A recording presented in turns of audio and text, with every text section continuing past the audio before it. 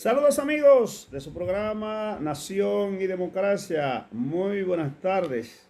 Nueva vez tenemos el placer de comunicarnos con ustedes a través de nuestro canal de YouTube Nación y Democracia para compartir informaciones locales, informaciones internacionales. No sin antes pedirle que se suscriban a este espacio dándole a la campanita y que nos regalen un like. La situación internacional sigue álgida. La confrontación entre Ucrania y Rusia realmente tiene al mundo de patas arriba, como dicen nuestra gente del campo, puesto que en ningún momento la sociedad del mundo ha estado tanto en peligro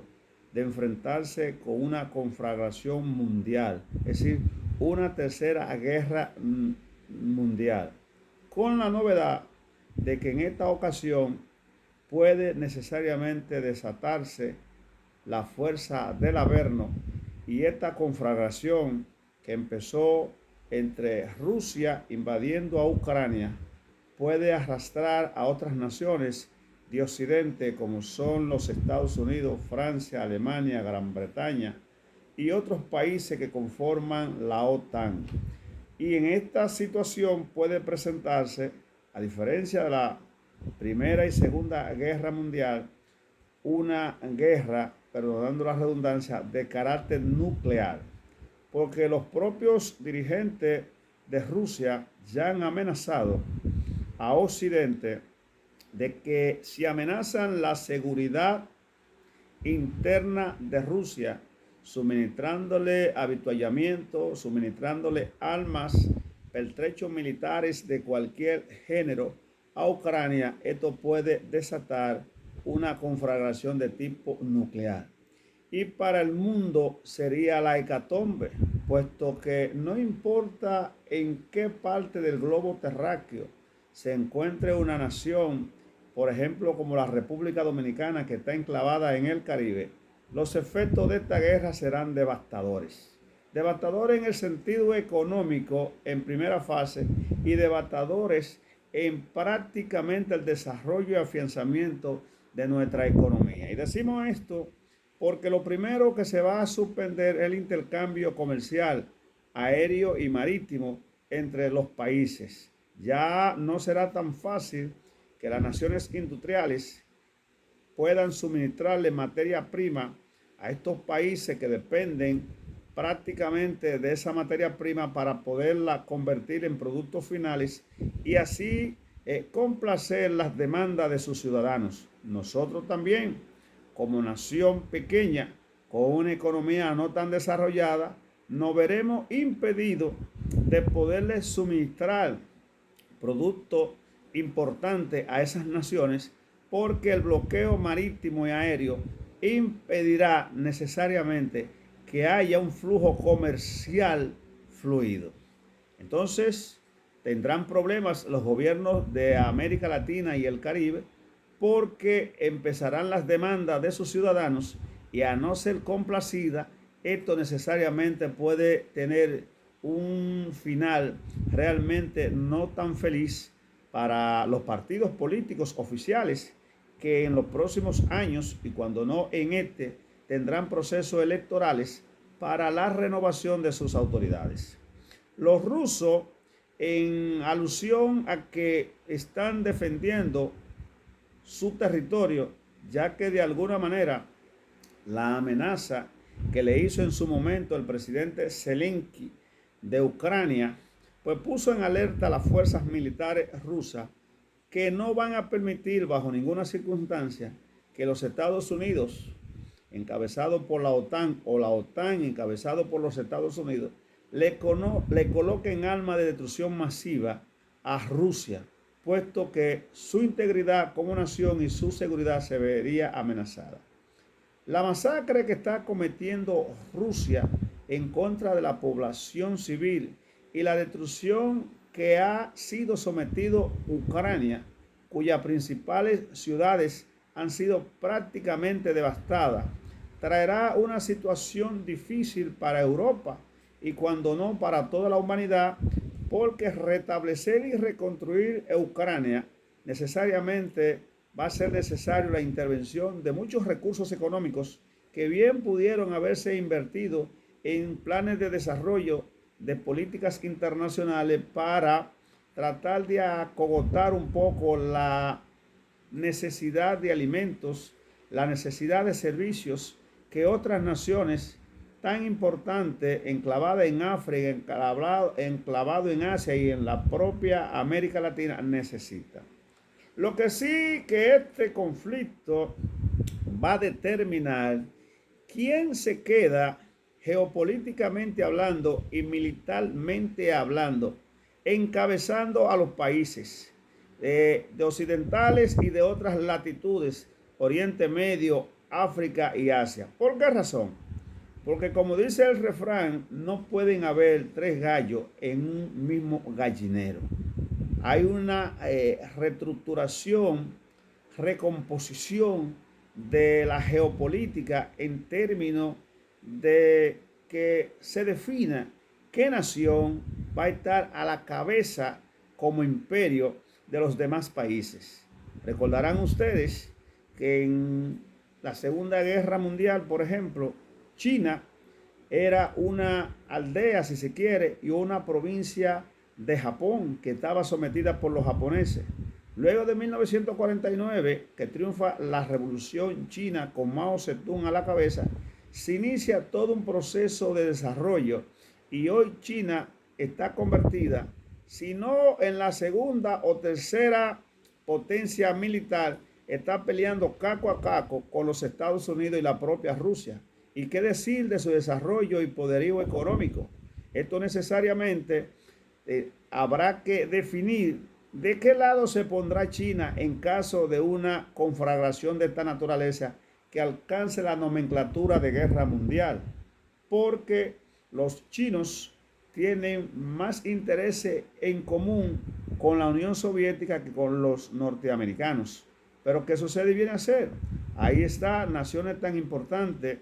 con armas de destrucción masiva como Corea del Norte. Se arrastraría ese conflicto la India, Pakistán y otras naciones no menos importantes que habría que ver de qué lado se inclinan para poner su fuerza militar letal, en este caso fuerza nuclear y soldados. El mundo está realmente en una situación que podríamos definirla como al borde del precipicio. Y yo no soy tan optimista en cuanto a que no se vaya a desarrollar y explotar una guerra de tipo nuclear. Porque necesariamente esta recomposición de la que hablé hace un momento, para definir quién se queda a la cabeza del mundo, cuáles naciones pasan a tener control del tablero mundial en esta recomposición de fuerza, va a determinar que de alguna manera las fuerzas militares sean decisivas. No es extraño el hecho de que los Estados Unidos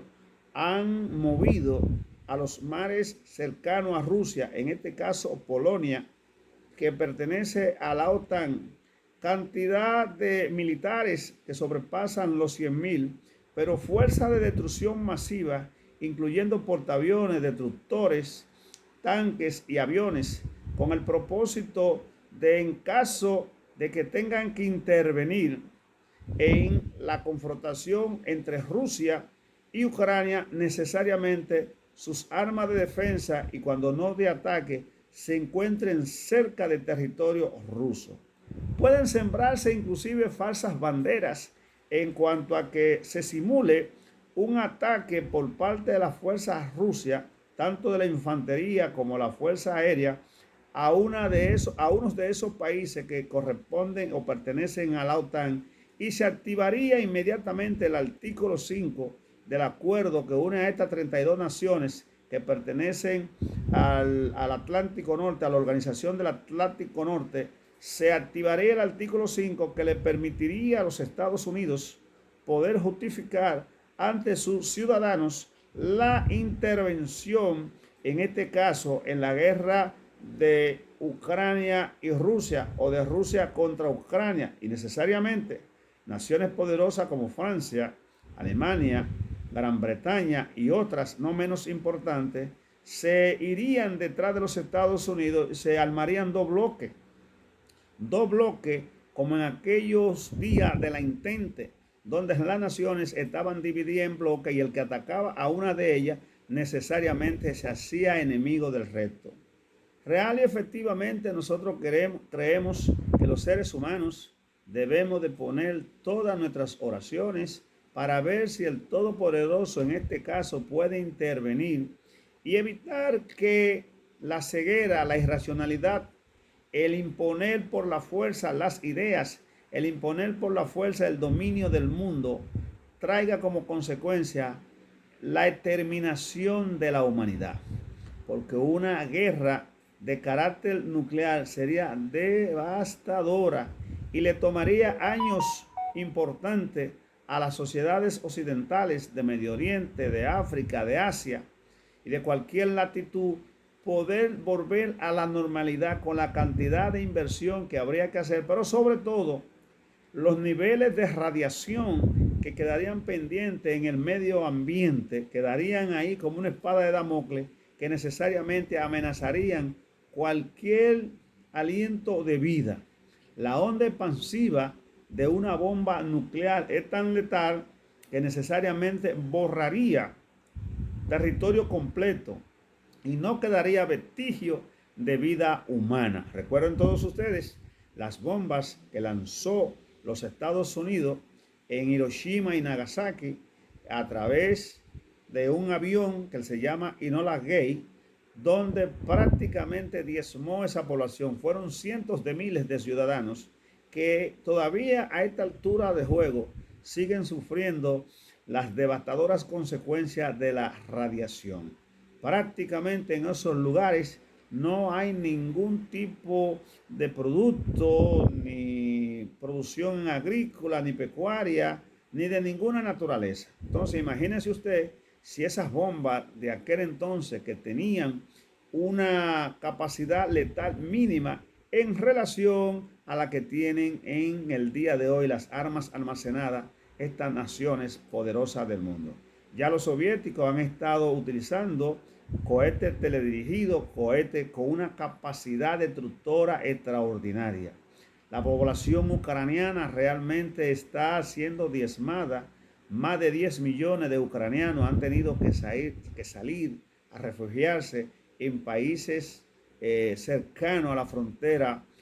de Ucrania, como es el caso de Polonia, Rumanía, entre otros. Esas personas han perdido sus hogares, han perdido sus familiares, han perdido su estabilidad económica y habría que ver en qué tiempo podrá volver a la normalidad